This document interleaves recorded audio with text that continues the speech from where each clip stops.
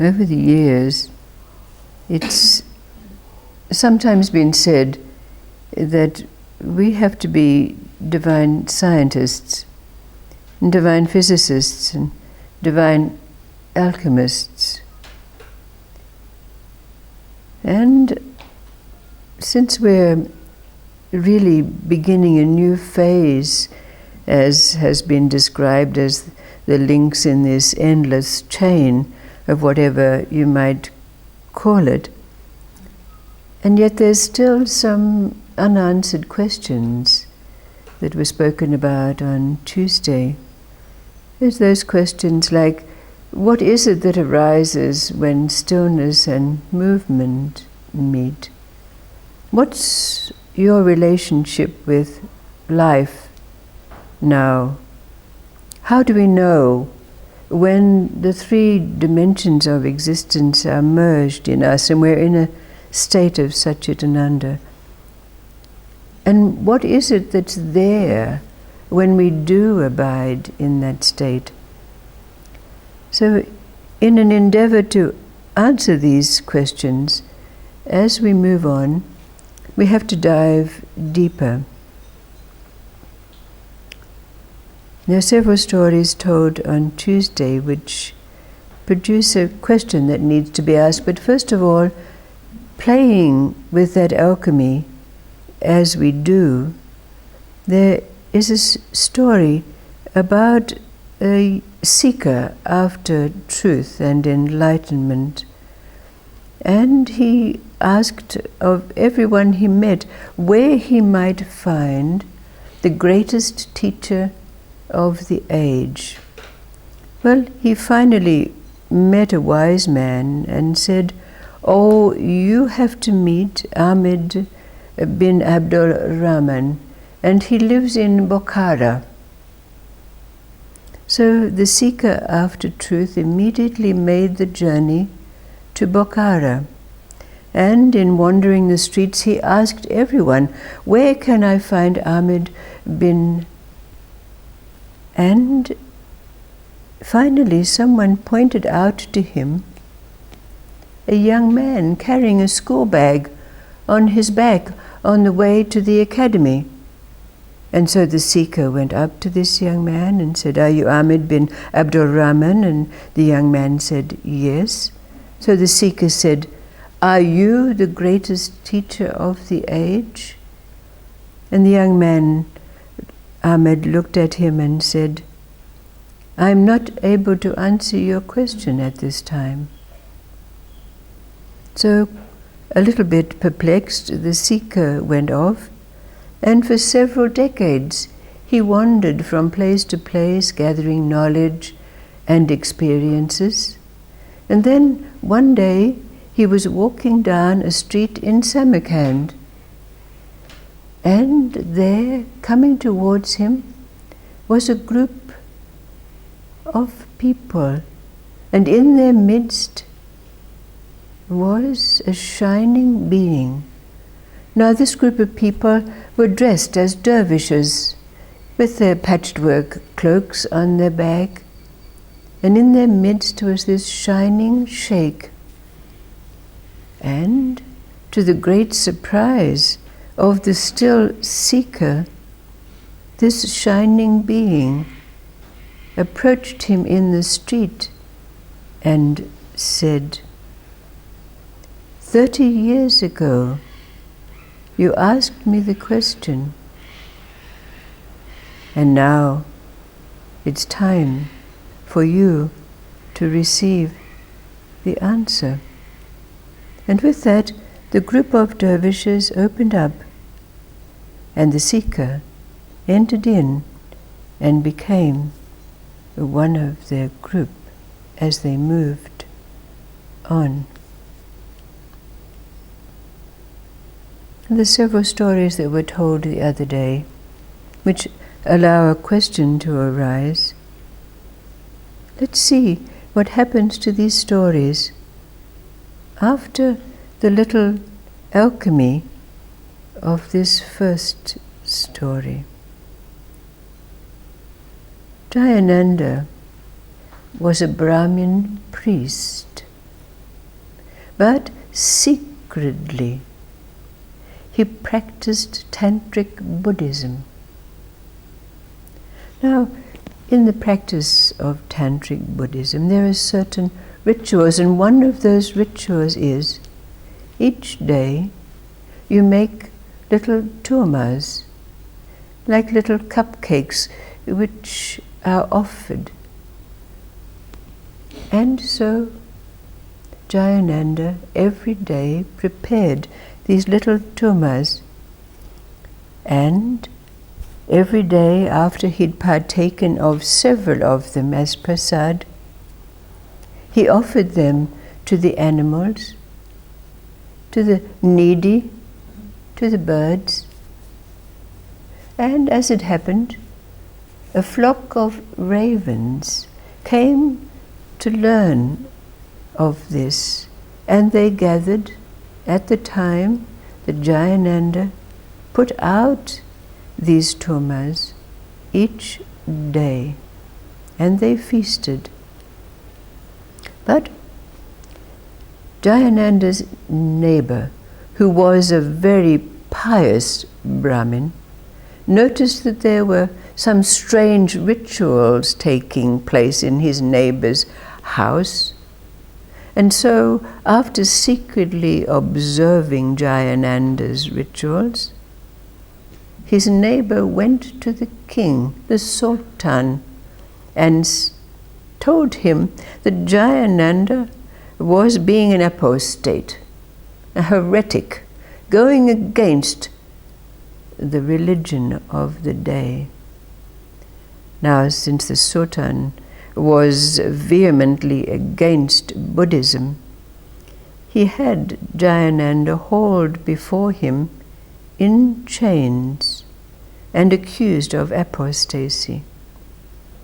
Jayananda defended himself by saying, "There are no laws which say that I cannot give to the poor, the animals and the birds."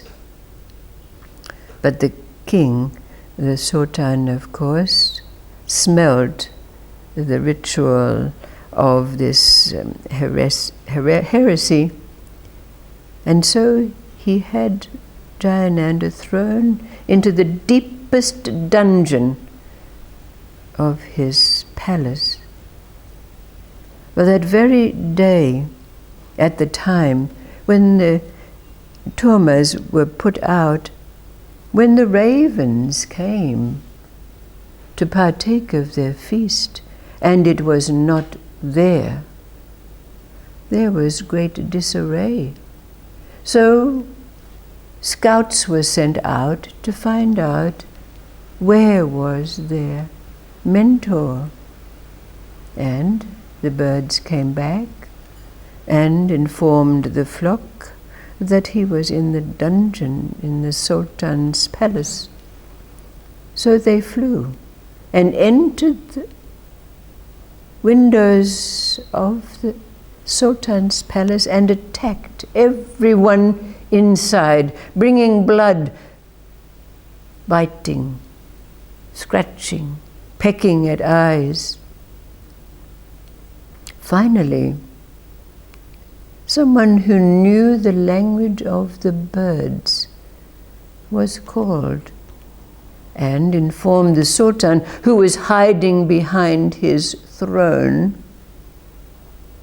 that the birds were asking where was their mentor, stating that their mentor was their mother and their father.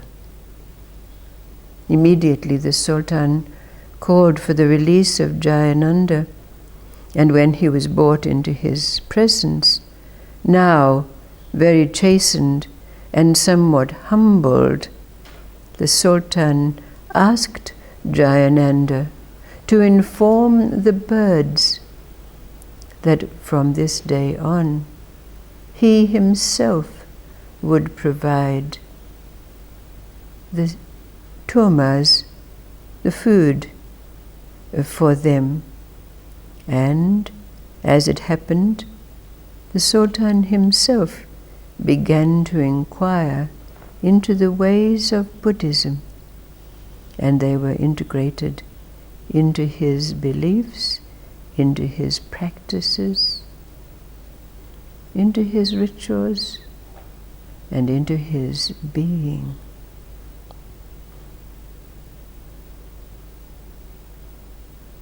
And the other story, which allows a question to be asked, is about this very rich merchant, very well-to-do, who traveled the world, meeting with the nobles, princes, kings, emperors, sultans.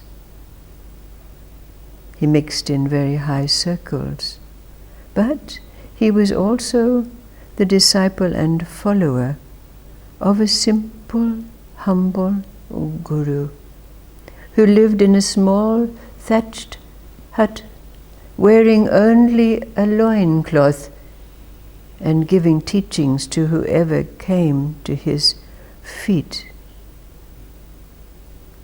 For many years the merchant had been a disciple of this teacher.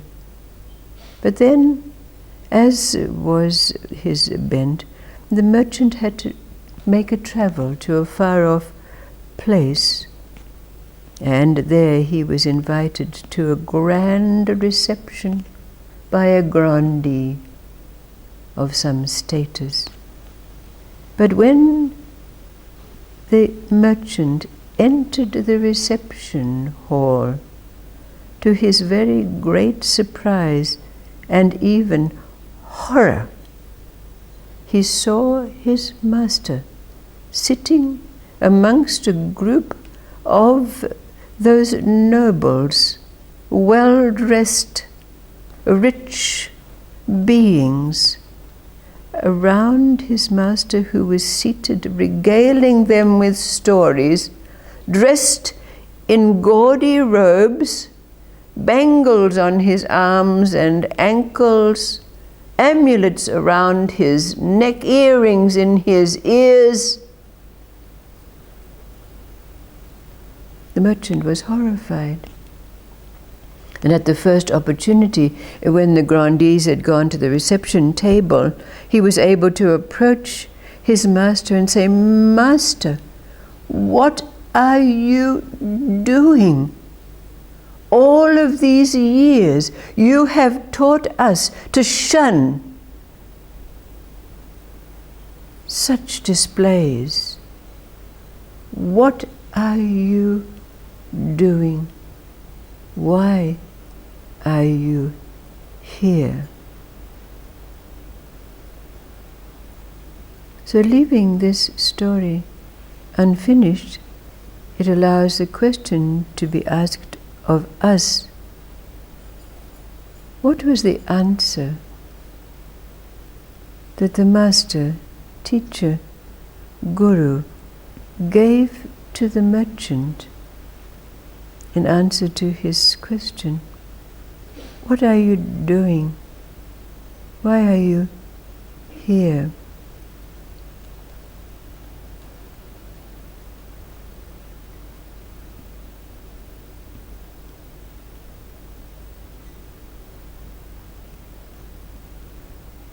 These unanswered questions. What is it that's present when stillness and movement meet? What's your relationship with life now? How do we know that those three levels of life have merged in us, like the water, the yeast, and the flour? Never again is it possible to separate them. But what is it that's now present for us when they do unite? How do we know? What is it that's present in this place? What's the answer that the master, teacher, guru gave to the merchant? Why are you here? What are you doing? I think it's time. It's time for him to talk to them, and he couldn't go into their presence, and he had to dress like them. And then it's also non-judgment. Right. So, What does it tell us about our own life now?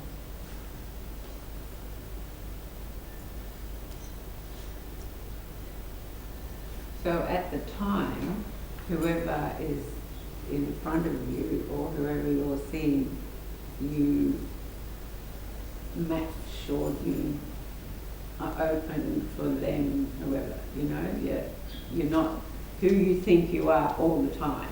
All right. You just change for that person to accept you. Or I don't think that quite sounds quite right. It's not quite what I mean, but you just do what you have to do for that particular person. All right. So could this be an aperture, an opening for us now to move in to this new phase of inquiry and endeavor relative to those questions? What we're beginning to be aware of in relationship to the movements of life, the changes of life, and this that we can perceive as being still, and yet, according to these stories, having any face or form, according to what's appropriate in any given moment.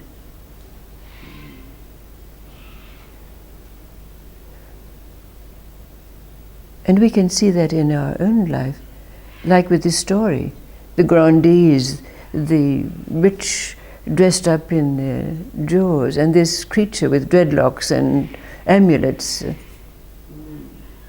regaling them with stories.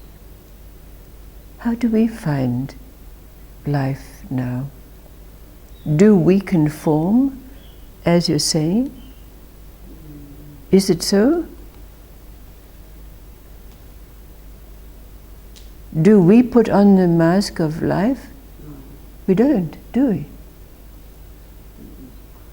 could it be just that, in fact, in the energy and in this opening, it's just like a dance, and you just catch the same energy than the other one, but then it's a bit like I feel about the masters in how we deal with the chi, and it's not even dealing, but it's just like to take the other one in and then through this dance. Okay, so what is the answer to this question then? In this story that the merchant is asking, the master dressed in gaudy robes and entertaining the grandees.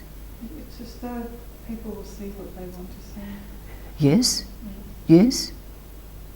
What was his purpose? When he was asked, why are you doing this when you've taught us to shun robes and dots and displays and so forth? You can only transform what you embrace. Uh-huh.